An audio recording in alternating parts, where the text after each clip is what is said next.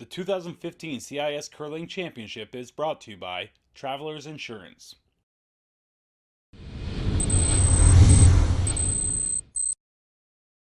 Day 2 of the CIS Curling Championships in Waterloo, the Laurier Golden Hawks back in action early, looking to stay undefeated as they took on the UPEI Panthers. Pick this one up in the 6th end. Laurier up 6-5 with the hammer. After Panthers skip Veronica Smith lays up the high guard, Carly Howard sets up her final shot to draw inside the forefoot and take 2. Howard has the weight as she gets by the guard, but she gets just a bit more curl on it than she wanted and catches too much of her own stone. The Hawks would have to settle for 1, but it didn't matter as they never trailed in this one. Laurier moves to 3-0 with an 8-6 win over PEI. Over to another undefeated team, Thompson Rivers taking on the winless St. Mary's Huskies, and this one would need extra ends to decide a winner. So to the 11th we go. St. Mary's with the hammer, so TRU skip Corin Brown trying to make things tough for her counterpart.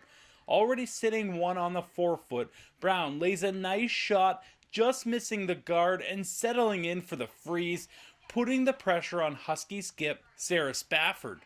With the hammer, Spafford needing to draw in for the point and the win. Her line is perfect, but the weight is light and it stops short. Thompson Rivers stay undefeated as they pull off the steal of 2 in extras to take it by a final of 8-6.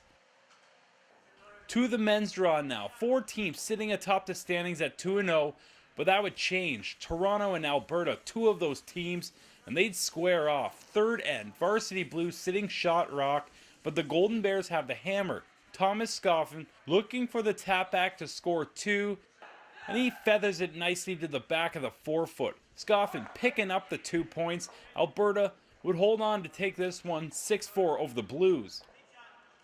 The other 2 unbeaten teams, Laurier Golden Hawks and the St. Mary's Huskies, also facing off, and this one would come down to the very end. Hawks down 1 with the hammer and 2 stones on the forefoot. Aaron Squires looking to add another one with his second last rock, and he does just that, laying it in nicely, setting himself up for an easy final shot.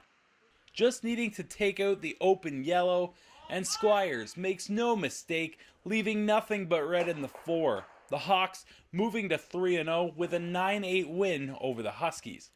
And Laurier would keep rolling as they'd add 1 more to the win column in the 4 o'clock draw, taking down the Toronto Varsity Blues 11-6 in 9 ends.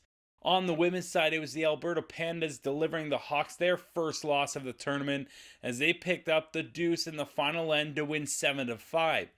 The University of Guelph handed PEI their second loss of the day, winning 8-6. And in the late draw, Thompson Rivers would hold off the Laurier Golden Hawks with a 9-8 win in extra ends. Alberta would finish a successful day as the Panthers went 3-0, defeating St. FX 12-4 in 8 ends. And the Golden Bears moved to 4-0 with an 8-5 win over St. Mary's. So here's how the standings shape up after day 2. Thompson Rivers is a sole leader on the women's side as they sit undefeated at 5-0. And on the men's side, Aaron Squires and the Hawks sit tied in first with Thomas Scoffin and the Golden Bears. Those 2 teams will go head to head Friday morning at 8 a.m.